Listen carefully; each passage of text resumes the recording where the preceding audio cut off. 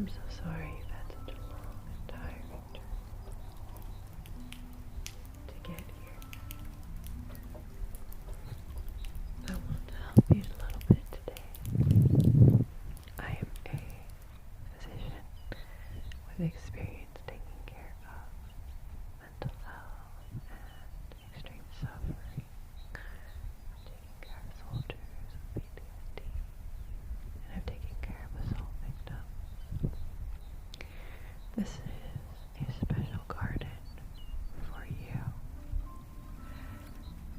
Just a special place for you to help you find strength after dealing with a toxic or abusive relationship. And I'll go over the differences so that it's fairly clear. And we'll talk gently while we listen to the wind and while you look around. It's a full 360 view garden. I want you to be able to feel like as we spend time here, you can be rejuvenated a little bit, but also gain the strength and the weapons you need for your fight. I'm so sorry that you're suffering. It makes me actually really upset. I don't know how to explain it. But there's just, it's painful, and I'm so sorry you're going through that. I'm gonna come up with a couple tools to help you, okay? You know you matter, right? You know how much you matter, I hope. I hope that you can see that.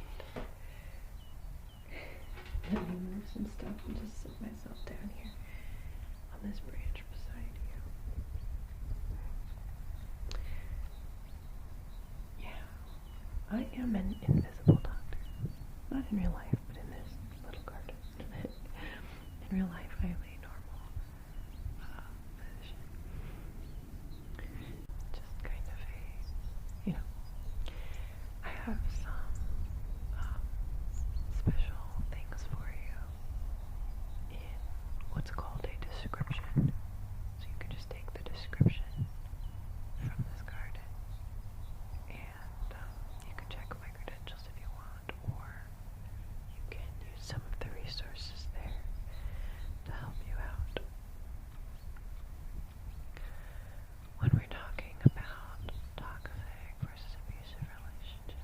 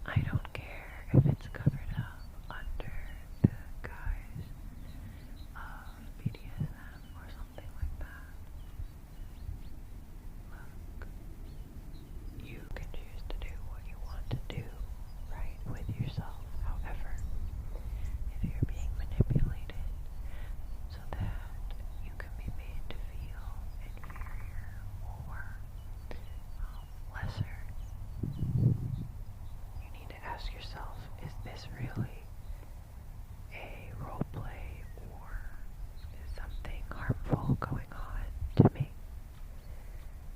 And there is a lot of cover-up in certain communities where people who have formerly been sexually abused as children or other things like that and are struggling with self-worth are not carefully, weeded out from these kind of triggering experiences and then made to experience them again. And I know this is an unpopular thing, but you need to protect yourself if you have a past history of being mistreated, okay? You need to sit down and evaluate, are you really allowing a certain kind of treatment because you think it's fun, or are you allowing it because you have an issue with self-worth? Because you are in pain. Now, it is never your fault. We're never going to blame you. It is not your fault if you are experiencing something where somebody is using certain words to cover up what they, do to you. That's... Sorry, I'm going to shift my position on this branch beside you. That's not, it's not your fault. It's not that, okay, you are, messed up in the brain and you are the problem. That's not the direction that I'm trying to go with it. However, you need to sit down and think about, you may believe that you deserve the things that are happening to you, or that they're just fun and it's okay.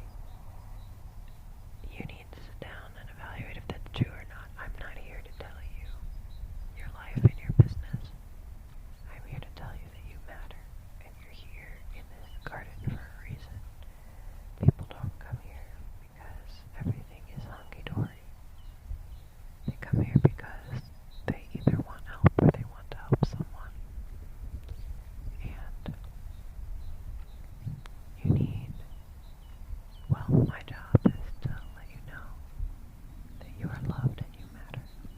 Okay? By who? That is the secret of all things. The originator of all gardens. But to speak scientifically, there is a process called cognitive behavioral therapy that can be used to help you evaluate things and thoughts that are going on in your mind. I have put together a little series for you, and this is going to be a lot of referring to different tools that you can look at later. Okay, I'm just going to give you a long list, and I'd like you to go over an automatic thought record that is in the third video in the depression playlist, okay? That you can find online. And you can also look up an automatic thought record. There's also a recent video called Are Your Thoughts Hurting You? And that also includes, I believe, an automatic thought record.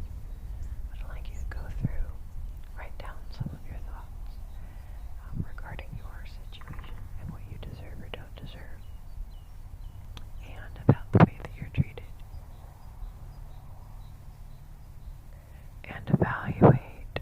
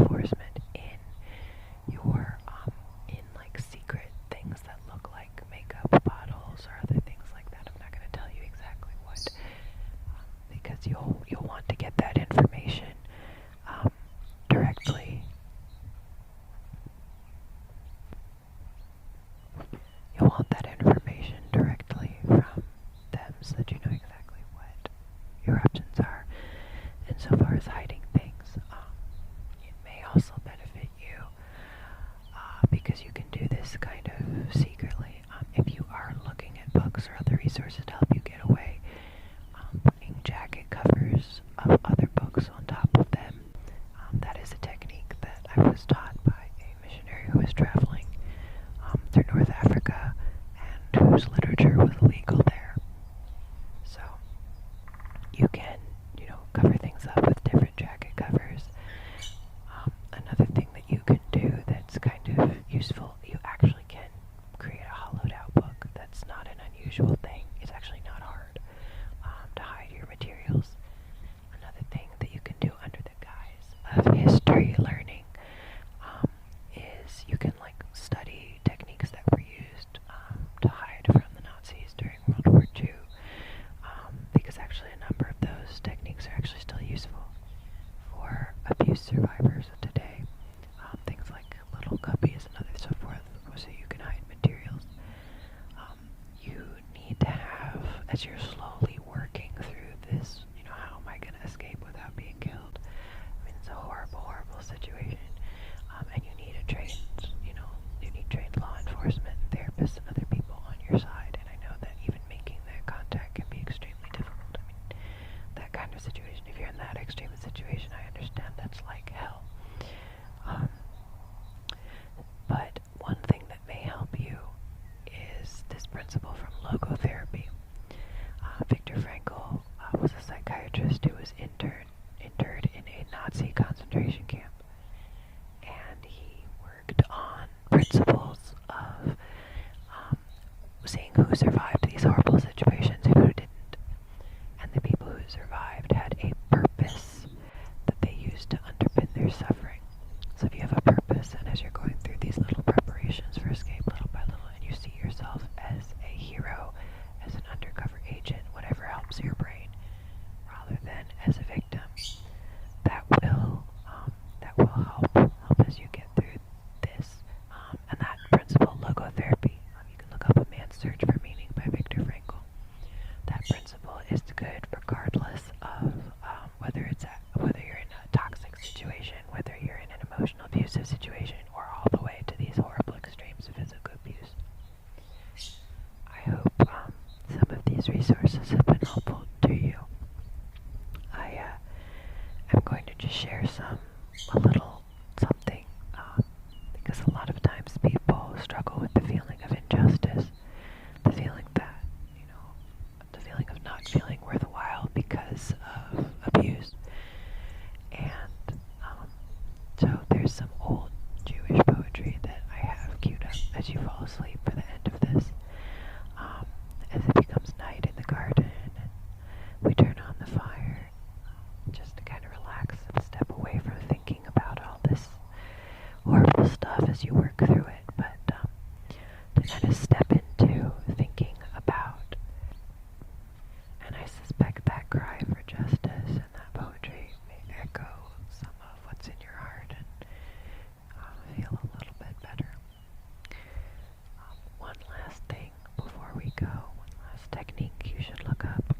Look up dialectical behavioral therapy, distress tolerance. I have a number of those techniques, especially distraction techniques, meditation techniques, in the last few videos of the depression playlist. And those techniques can be exceptionally helpful. Look at the video for self-harm. It's in the title. Look at the video for guided imagery. So take yourself to a safe place. A lot of prisoners of war and torture victims have actually accidentally used guided imagery to kind of dissociate, put themselves in a different place, so that they are not here dealing with the suffering that is happening to them. And a lot of other, and so that's useful stuff too. So look up the concentration camp and POW techniques. There's a video on that. Look up the techniques on self-harm, and look up the all the things that say dialectical behavioral therapy, and that should be able to help you out a little bit. So sorry again. It sucks so much, but I hope that here you can rest a little bit and let some of these resources resources will provide you a little bit of strength as you're working through possibly one of the most difficult situations known to mankind. You matter, okay? You matter. I'll let you just listen to the forest a little bit and listen to a growing fire and begin to go to sleep with some poetry.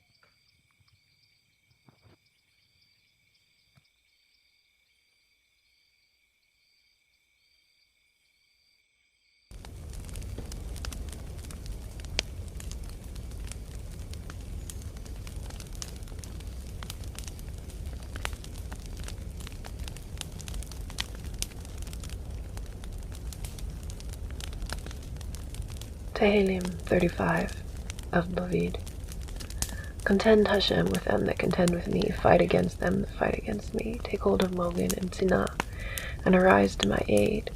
Draw out also the Kanit, and block the way against them that persecute me. Say unto my nefesh, Ahem dai Yeshua. Let them be brought to shame and disgrace that seek after my nefesh. Let a rout and retreat be theirs, and let them be brought to dismay that plot my ruin. Let them be like moths before the Ruach, and let the Malach Hashem drive them away. Let their dilhek be chosek and slippery, and let the Malach Hashem pursue them. For without cause they have hid from me their chesed and shachat, which without cause they dug from my nefesh. Let Shoah come upon him unawares, and let his own chesed that he hath hid ensnare him into that very Shoah. Let him fall. And my nefesh shall rejoice in Hashem. It shall be joyful in his Yeshua. And my atzmot shall say, Hashem yikamucha, who delivers the Oni from him that is too strong for him. Yes, the Oni and the Evian from him that despoileth him. Edei Hamas, rise up. They lay to my charge things, questioning me of that which I have no da'as. They repay me la'ah for tovah, to the forlornness of my nefesh. But as for me, when they were choleh, my clothing was sackcloth. I humbled my nefesh with tzom, and my tefillah turned back on mine own cake. I went about as though he had been my leah, or ach. I bowed in sadness as one that mourneth for his end. But at mine stumbling they rejoiced and gathered themselves together. Yes, the attackers gathered themselves together against me, and I had no da'as. They did tear at me, and ceased not. Like Hanef mockers at cake, they gnashed upon me with their teeth. Adonai, how long wilt thou look on? Rescue my nefesh from their destructions, my yehidah from the lion. I will give thee thanks in the kahal rav. I will praise thee among the mighty throng. Let not them that are mine oyavim gloat over me, neither let them wink with the eye that have sinas chinom toward me. For they speak not shalom, but they scheme divrei miyamot against likei eretz. Yea, they opened their mouth wide against me and said, Aha, aha, our eye hath seen it. This thou hast seen. Hashem, keep not silent. Adonai, be not far from me. Stir up thyself and awake to my mishpat, even to my cause, Elohai and Adonai. Vindicate me, Hashem Elohai, according to thy tzedakah. And let them not gloat over me. Let them not say in their lev, Ah, so we would have it. Let them not say, We have swallowed him up. Let them be put to shame and brought to confusion together that gloated mine. Ah, let them be clothed with boshet and kelima that exalt themselves against me. Let them sing for joy and be glad that favor my tzedek. Yes, let them say tamid, let Hashem be magnified, O shed pleasure in the shalom of his evet. And my lashon shall speak of thy tzedek and of thy tehillah kol.